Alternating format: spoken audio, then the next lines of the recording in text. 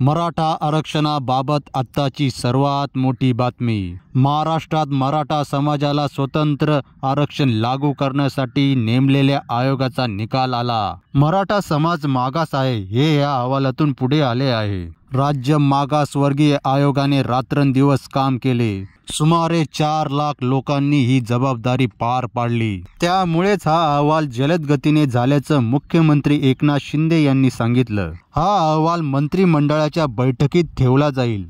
यासाठी 20 फेब्रुवारीला विशेष अधिवेशन बोलावून त्या अधिवेशनामध्ये या अहवालावर चर्चा करण्यात येणार आहे। 2.25 कोटीपेक्षा जास्त कुटुंबाचे सर्वेक्षण या दरम्यान करण्यात आलेले आहे। ज्या पद्धतीने आयोगाने काम केले ते कौतुकास्पद आहे असे मुख्यमंत्री म्हणाले। मराठा समाजाला जे आरक्षण दिले जाईल ते कायद्याच्या चौकटीत बसणार असल्याचे मुख्यमंत्री म्हणाले। मित्रांनो, या अहवालावर चर्चा झाल्यानंतर नेमकं मराठा समाजाला आरक्षण मिळते की नाही हा एक मोठा प्रश्न आहे। अशाच राजकीय आणि सामाजिक बातम्या जाणून घेण्यासाठी आपल्या चॅनलला करा सबस्क्राईब, व्हिडिओला करा लाईक।